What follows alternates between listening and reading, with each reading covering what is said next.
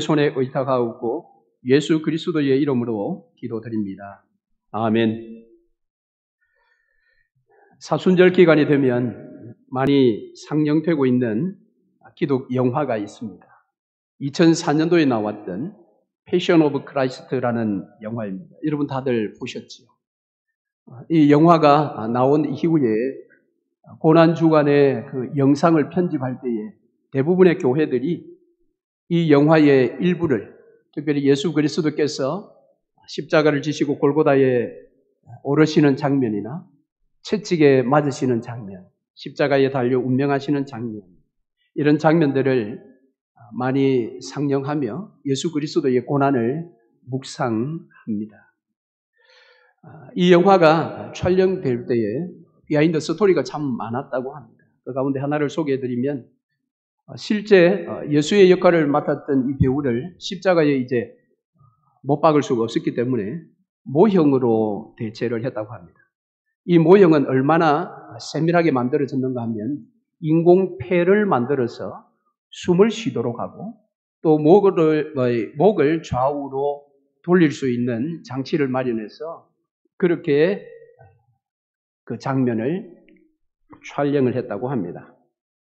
특별히 이 촬영을 할 때에 재미있는 한 에피소드가, 이 촬영장에 방문한 프랑스의 한 사제가 십자가에 걸린 이 주연 배우, 예수의 역할을 하는 이 모형의 주연 배우를 보면서 신기한 듯이 구경했었다고 합니다. 자세히 보니까 십자가에 달린 그 주인공이 숨을 쉬기도 하고요, 고개를 좌우로 움직이는, 실제 이제 사람이라고 이 사제가 생각을 한 거예요. 그런데 그 순간에 이 모형을 조작하던 이 스텝이 다른 일이 있어서 이 작동을 잠시 멈추어 놓았다고 합니다. 그런데 그 장면을 가만히 이렇게 보던 이 사제가 깜짝 놀란 거예요. 조금 전까지만 해도 숨을 쉬고 고개를 좌우로 돌리던 이 주인공이 갑자기 숨이 딱 멎은 것입니다. 목도 고정되어 버렸습니다. 그래서 뒤돌아서서 스태프진들을 향해서 크게 외쳤다고 합니다. 사람 살려요! 라고 그렇게 외쳤다고 합니다. 그래서 그 소리를 듣고 다른 일을 하던 이 직원이 깜짝 놀라서 다시 기계를 작동하니까 십자가에 달린 그 모형이 숨을 쉬고 고개를 좌우로 돌렸다고 합니다. 여러분, 그만큼 이 영화는 예수 그리스도의 그 십자가의 고난, 그 고통, 그것을 가장 현장감 있게 전하려고 감독인 밀 깁슨이라는 그 감독이 애를 많이 썼다고 하죠.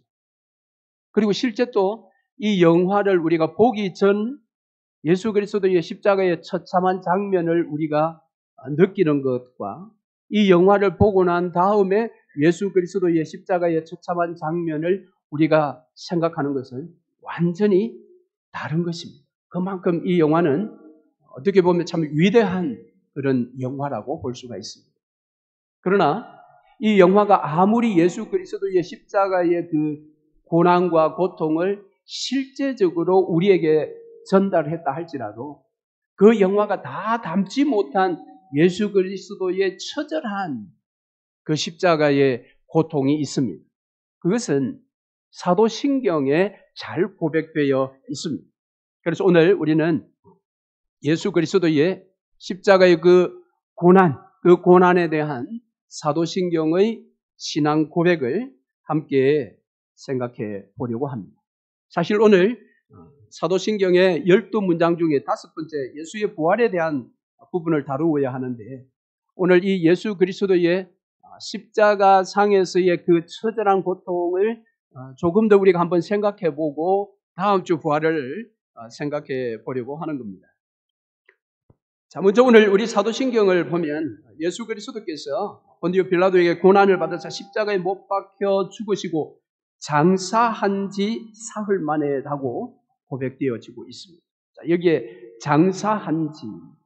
자, 예수의 장사되심은 예수님 사역에 있어서 낮아지심에서부터 높아지심으로 옮겨가는 그 분기점에 해당되는 사건입니다. 하나님 보좌 우편에 계신 예수께서 인간의 몸을 입고 낮아지셨지. 그리고 그분은 십자가 위에서 처절하게 죽으셨습니다. 더 낮아지신 것입니다. 그리고 이제 장사되셨다가 이제는 사흘 만에 부활하심으로 그분은 다시 높아지시는 그런 분기점이 바로 예수의 장사되심의 사건입니다. 그래서 예수의 장사되심에 있어서 그분의 몸은 더 이상 비참하게 다루어지지 않았습니다. 예수의 몸은 죽으신 이후에 존귀하게 다루어졌습니다. 그 증거로서 그는 부자인 아리마대 요셉의 묘실에 장사되었습니다. 예수가 십자가에서 죽으신 다음에 그의 시신이 갈보리 골짜기 어디에 버려진 것이 아니라 부자 아리마대 요셉의 묘실에 장사되었습니다. 이것은 성경의 예언 성취입니다. 이사야 53장 9절 말씀해 보니까 그는 강포를 행하지 아니하였고 그의 입에 거짓이 없었으나 그의 무덤이 악인들과 함께 있었으며 그의 죽은 후에 부자와 함께 있었도다. 부자인 아리마대 요셉의 묘실에 장사되셨다. 여러분, 예수님은 이 땅에 낮아지심, 이 땅에 오실 때에는 신기하게도 가장 가난했던 요셉의 집안에 오셨습니다. 그런데 그분이 3년 동안에 이 공사역을 다 마치시고 이제는 부자인 요셉의 묘실에 장사되셨습니다. 신기하지 않습니까? 낮아지실 때는 가난한 요셉의 집에 오셨다가 이제 높아지시는 이 분기점인 장사 이후에는 부자인 요셉의 묘실에 장사되셨습니다. 그래서 예수의 장사되심은 예수님의 이 사역, 특별히 복음 사역에 있어서도 굉장히 중요한 요소가 되는 것입니다. 그런데 바로 예수의 이 장사된지라는 이 고백에 있어서 서구 교회가 고백하는 사도신경과 우리나라가 고백하는 사도신경의 문장이 조금 차이가 있다라는 것입니다. 그것은 어떤 차이인가 하면 여러분 성경이나 찬송가 앞에 보면 사도신경이 나와 있지요. 거기에 보면 우리가 가지고 있는 성경은 사도신경에 이렇게 고백되어 있습니다. 십자가에 못 박혀 죽으시고 장사한 지 사흘 만에 이렇게 고백되어 있습니다. 자, 그런데 새로 번역된 사도신경이라고 해서 그 아랫부분에 있는 사도신경을 보시면 거기에 동일한 문장에 보시면 십자가에 못 박혀 죽으시고 장사된 지 사흘 만에라고 하는 여기 장사된 지 위에 오른쪽에 보면 난회주 2라고 그렇게 기록되어 있지요. 그 아래에 보시면 어떻게 말이 나옵니까? 장사되시어 지옥에 내려가신 지 이 문장이 공인된 원문에는 있으나 대다수의 본문에는 없다 이랬습니다. 자, 바로 음부 강화, 지옥 강화라고 이야기하는 이 부분, 우리는 지금까지 사도신경을 고백하지만은 음부에 내려가셨다라는 이 고백을 하지 않습니다. 그런데 원래의 이 라틴어 본문이나 영어 본문에는 사도신경 고백에 이 문장이 있다라는 겁니다. 그들은 그렇게 고백합니다. 십자가에 못 박혀 죽으시고 장사되시어 지옥에 내려가신 지 사흘 만에 이렇게 이제 고백이 되는 것입니다. 우리는 사도신경을 고백할 때 한 번도 이 고백을 해보지 않았기 때문에 이 문장에 대한 이야기가 나오면 좀 낯섭니다. 자, 그러면 왜 원래 라틴어 원문에도 있었고 영어 사도신경에도 있는데 우리 한국 사도신경에는 이 음부 강하라는 내용이 없는가? 그저 장사된 지 사흘 만에라고 고백합니다. 원래 우리 한국의 사도신경에 이 부분이 있었다고 합니다. 그런데 어느 순간부터 이 부분이 빠져버렸습니다. 자, 1894년 언더우드 선교사, 우리나라에 온 언더우드 선교사가 사도신경을 번역한 번역판에는 바로 음부에 내려가셨다라는 이 문장이 나옵니다. 그리고 1905년 장로교 선교사 협의회에서 번역한 사도신경에도 음부에 내려가셨다라는 이 문장이 나옵니다. 그런데 1800년대나 1900년대 초에 감리교에서 미국 감리교의 영향을 받은 한국 감리교에서 사도신경을 번역한 그 번역서에는 지금 우리가 고백하는 이 내용으로만 있습니다. 즉 음부에 내려가셨다는 항목이 빠져버린 것입니다. 왜 이것이 감리교에서 빠졌는가 하면 감리교 창시자 존 웨슬리가 1784년도에 감리교 신조들을 번역할 때에 이 음부 강하라는 이 문장을 삭제해버린 것입니다. 그래서 미국 감리교회가 음부 강하라는 이 문장이 빠진 지금 우리와 같은 장사 된 지 사흘 만에 이런 고백을 하게 된 것입니다. 그런데 이것이 이제 우리나라에서 구체적으로 어떻게 이제 빠졌는가라고 하면 하나의 사건이 있었다고 합니다. 처음에는 앞서 말씀드린 것처럼 언더우드 선교사가 번역했고 또 장로교 연합회에서 번역했던 이 지옥에 내려가셨다. 이 부분이 있었는데 왜 빠졌는가 하면 1908년도에 한국에서 이제 찬송가, 즉 장로교와 감리교가 만나서 합동 찬송가를 이제 발간하게 되었다고 합니다. 자, 찬송가에는 주기도문이 들어있고 사도신경이 들어있고 맨 뒤에는 십계명이 있습니다. 그런데 주기도문이나 이 십계명은 성경 본문에 있기 때문에 이견이 없었는데 이 사도신경은 성경이 없었기 때문에 이것을 놓고 감리교가 주장하는 것과 장로교가 주장하는 것이 서로 달랐습니다. 감리교는 존 웨슬리가 지옥 강하를 빼버렸기 때문에 그것을 빼자 그렇게 이제 주장을 했고요. 장로교에서는 아니라고 그 지옥 강하를 넣어야 된다고 그렇게 주장을 했습니다. 그렇게 양편이 서로 이제 다른 의견을 가지고 주장을 하다가 장로교에서 양보를 했다고 합니다. 그래서 지금 우리가 고백하고 있는 것처럼 지옥에 내려가셨다라는 부분이 한국 사도신경에서 빠져버린 것입니다. 그런데 이것은 참으로 안타까운 일이지요. 이것이 신학적으로나 교리적으로 어떤 의미가 있는지 잘 살펴서 이것을 넣든지 빼든지 한 것이 아니라 단지 하나가 되자. 장로교도 감리교도 그저 우리가 사도신경 고백할 때는 하나의 그냥 고백문을 만들어 보자 라는 이 소위 말하는 이 에큐메니칼 뭐 교리가 무슨 상관이 있느냐 다 우리가 하나가 되어서 복음 전하자는 것인데 라는 이런 에큐메니칼 어떤 분위기 때문에 장로교가 이것을 쉽게 양보를 해버린 것입니다. 자, 왜 그러면 감리교 존 웨슬리는 이 부분을 뺐을까요? 이 부분은 사실 좀 성경을 가지고 해석해내는 데 있어서 굉장히 어려운 부분입니다. 이 지옥 강하를 주장하는 그런 사람들은 베드로 전서에 나오는 한 구절을 가지고 예수님께서 십자가에서 죽으시고 지옥에 내려가셨다라고 그렇게 이제 해석하기 때문인데 그 해석은 좀 시간이 길기 때문에 일단 생략하고요. 자, 이 부분을 오해한 부분 몇 부분을 소개해 드립니다. 예수께서 장사되어 음부에 내려가셨다라는 이 고백을 사람들이 오해를 하기 시작한 것입니다. 첫 번째 오해가 로마 가톨릭입니다. 로마 가톨릭의 견해는 무엇인가 하면 로마 가톨릭은 연옥이라는 그런 장소를 소개하지 않습니까? 이 연옥과 비슷한 또 다른 장소가 있는데 그 장소는 선조 림보라고 하는 장소라고 합니다. 이 림보라고 하는 것은 지옥의 양쪽 가장자리입니다.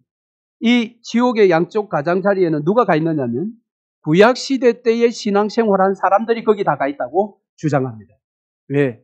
구약시대 때에 구원은 아직 불완전했기 때문에 그들이 바로 천국으로 가지 못하고 림보라는 이 지옥 가장자리에 구약시대 때의 성도들이 다 가 있다라는 겁니다.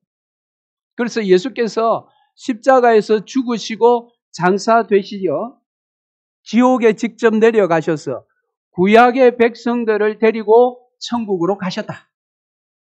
그렇게 로마 가톨릭이 주장합니다.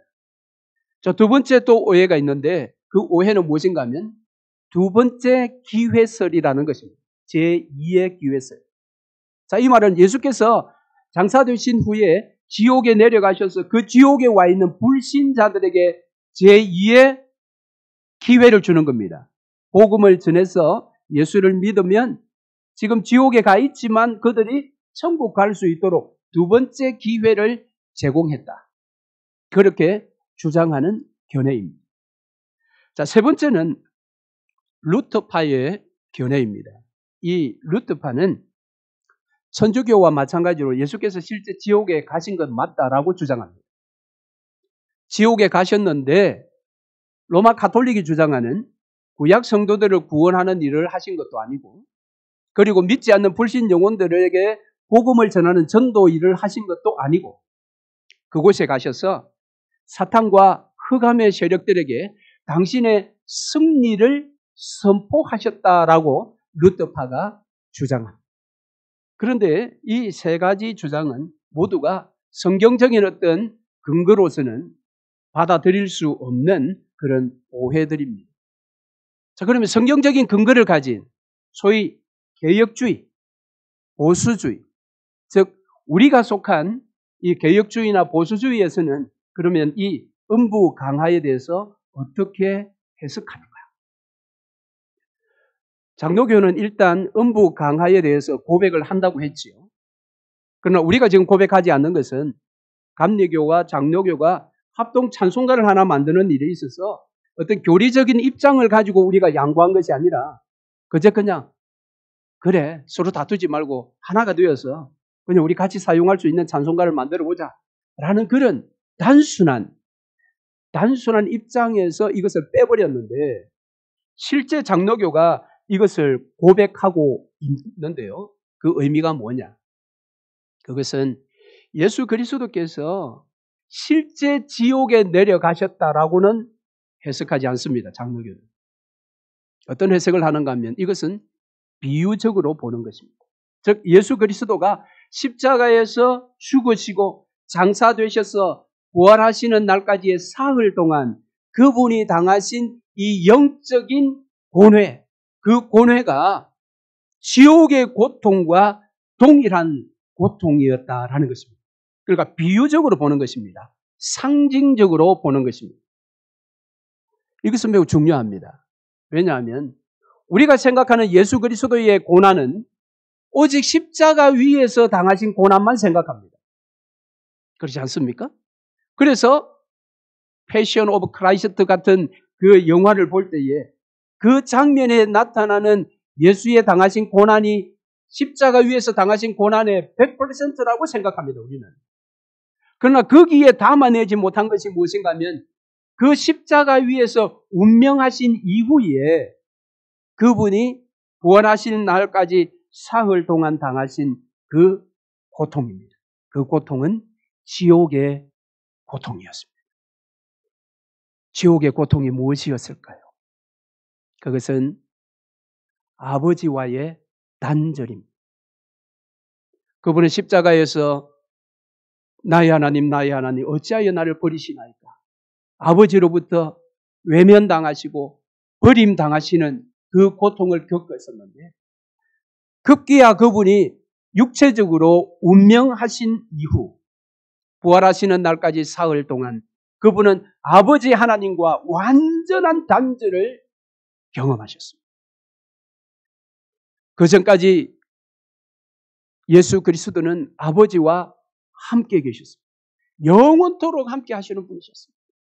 그분은 삼위일체가 되신 분이셨습니다. 그런데 그 아버지 하나님으로부터 영원한 단절을 그분이 경험하신 것입니다. 그 단절은 지옥의 고통이었습니다. 여러분, 아담이 범죄한 이후에 아담은 하나님께로부터 완전히 단절되었습니다. 그렇지 않습니까? 그 단절의 고통은 단순한 교제의 끝이 아니라 그것은 우리가 상상할 수 없는 지옥의 고통과 같은 단절인 것입니다. 우리의 죄의 무게가 이 정도인 것입니다. 우리의 죄의 무게가 그저 십자가를 지고 언덕을 올라가며 채찍을 맞고 십자가 위에서 조롱당하는 그런 육신의 고통 정도가 아니라 만왕의 왕이시고 우리의 아버지 되신 하나님으로부터의 완전한 단절, 그 단절이 장사되신 이후에 음부에 내려가시다라는 이 표현에 담겨 있다라는 것입니다. 그래서 우리는 이 신앙을 고백할 때에 비록 우리가 지금 음부에 내려가셨다라는 그 문장은 없다 할지라도 장사된 지 사흘 만에라고 고백할 때에 이 고백에 담겨진 내용은, 그 의미는 지옥의 고통, 그 고통을 주님께서 친히 담당하셨다라는 것입니다. 우리가 당해야 할 그 하나님과의 단절, 그 단절을 예수께서 십자가를 지신 이후에 장사되시고 그것을 겪으셨다. 그래서 우리가 이 고백을 할 때에 그 의미를 기억해야 될 뿐만 아니라 이 고백이 우리의 삶의 신앙생활에 주는 유익함이 무엇인지도 함께 생각해야 합니다. 그래서 하이델베르그 요리문답 제43문에는 이것을 아주 잘 설명하고 있습니다. 제43문의 질문이 이렇습니다. 음부에 내려가셨으며 라는 말이 왜 덧붙여져 있습니까? 이렇게 질문합니다. 즉, 감리교는 오해의 소지가 될 만하니까 이걸 아예 빼버렸는데 왜 장로교는 이 부분을 넣어서 고백하고 있는가라는 질문입니다. 답은 이렇습니다. 내가 큰 고통과 중대한 시험을 당할 때에도 나의 주 예수 그리스도께서 나를 지옥의 두려움과 고통으로부터 구원하셨음을 확신하고 거기에서 풍성한 위로를 얻도록 하기 위함입니다. 그렇습니다. 오늘 우리의 삶이 여기 나오는 것처럼 지옥의 두려움과 고통이 엄습해 올 때, 그때에 몸서림치고 있을 때 예수께서 2000년 전에 이 고통을 나를 대신하여 이미 다 받으셨다라는 사실을 내가 고백할 때에 현재 내 삶의 지옥 같은 삶에 큰 위로가 된다라는 것입니다. 왜냐하면 예수가 지옥의 고통을 당하셨기 때문에 우리의 신앙에 그러면은 이 지옥의 고통은 당할 이유가 없습니다. 예수께서 다 당하셨기 때문에. 그럼에도 불구하고 내 삶이 지옥 고통 삶에 그렇게 떨어진 것처럼 느껴질 때는 아니야, 내가 당해야 할 이 지옥의 고통을 2000년 전에 예수께서 장사되신 이후에 다 겪으셨기 때문에 나에게는 더 이상 지옥의 고통이 없어 라고 마음에 강력한 확신을 가질 수 있다라는 것입니다. 여러분, 사도 바울이 로마서 8장에서 이 땅에 있는 그 무엇이 하나님의 사랑에서 우리를 끊을 수 없다라고 했습니다. 왜 그렇습니까? 이미 예수께서 하나님으로부터 끊어진 단절되신 지옥의 고통을 다 겪으셨기 때문에 그렇습니다. 할렐루야. 여러분, 삶이 힘드십니까?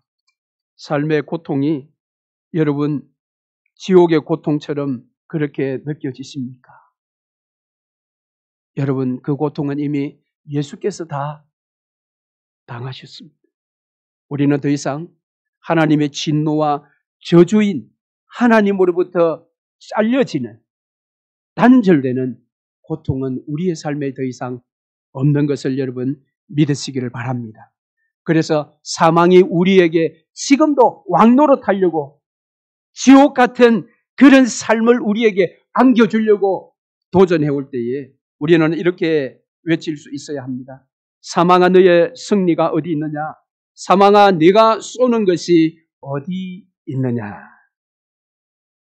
주님께서 음부의 고통을 다 겪으시고 그분은 약속대로 사흘 만에 다시 살아나셨습니다. 여러분, 그러면 왜 꼭 사흘 만에 살아나셨을까요?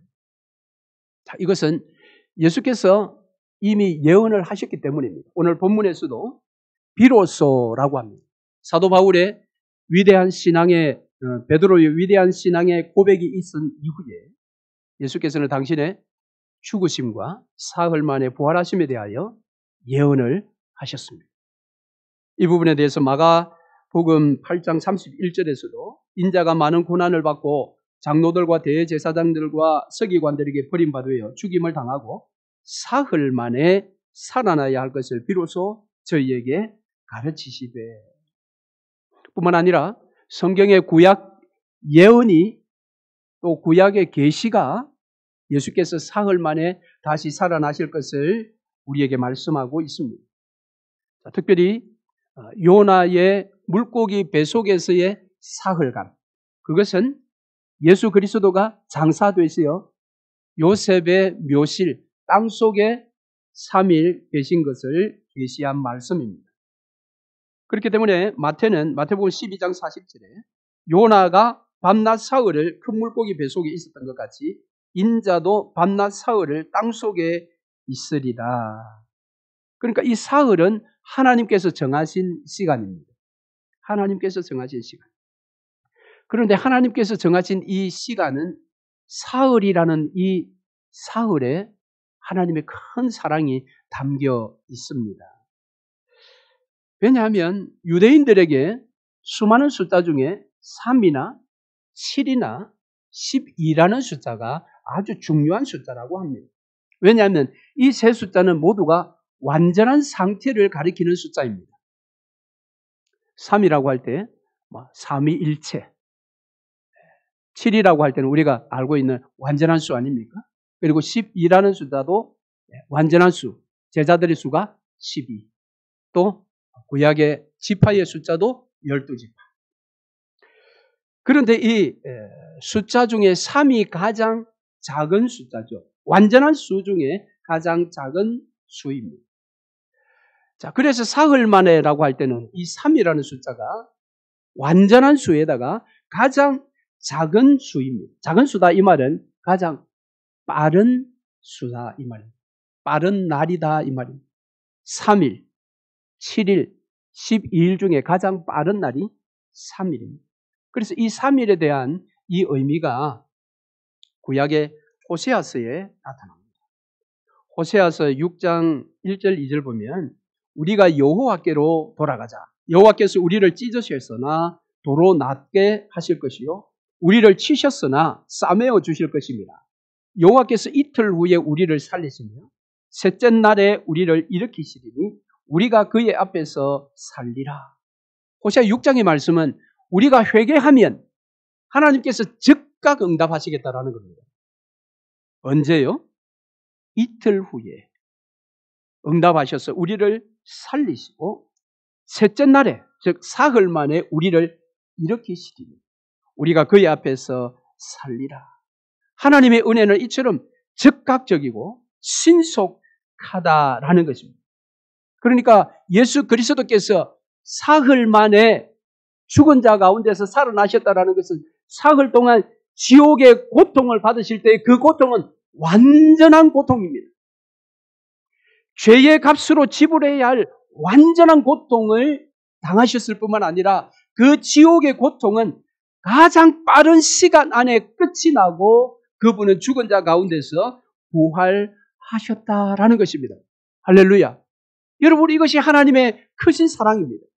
우리의 죄값을 물으실 때에 아들에게 완전하게 그 죄값을 물으신 것입니다.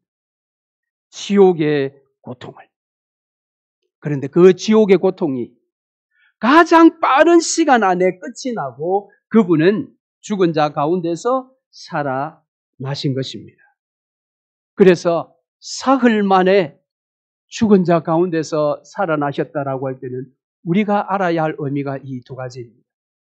완전한 고통을 당하셨고 그 고통은 가장 빠른 시간 안에 하나님께서 멈추게 하시고 그 아들을 죽은 자 가운데서 다시 살리셨다. 할렐루야. 얼마나 여러분 놀랍습니까? 하나님의 그 공의와 하나님의 사랑이 장사된 지 사흘 만에라는 우리의 고백 속에 담겨져 있습니다. 하나님의 공의는 예수 그리스도의 단순한 육체의 고통만을 원하신 것이 아니라 영혼의 고통, 하나님으로부터 단절되는 지옥의 고통을 원하셨고, 하나님의 무한하신 사랑은 가장 짧은 시간 사흘 만에 그 고통에서 아들을 다시 살리셨다라는 것이 하나님의 사랑인 것입니다. 할렐루야. 말씀을 맺겠습니다. 오늘 우리는 사도신경을 고백할 때 장사된 지 사흘 만에라는 이 고백을 아무런 뜻 없이 의미 없이 지나갈 수 있으나 여기에는 하나님의 공의와 하나님의 사랑이라는 예수 그리스도의 육체적인 고통뿐만 아니라 영혼의 처절한 지옥 같은 고통도 하나님께서 받으셨고, 그럼에도 불구하고 하나님은 그 아들을 사흘 만에 가장 완벽하고 가장 빠른 날 사흘 만에 그 고통으로부터 변화시켜 죽은 자 가운데서 다시 살려주셨습니다. 그것은 저와 여러분이 당해야 할 고난입니다.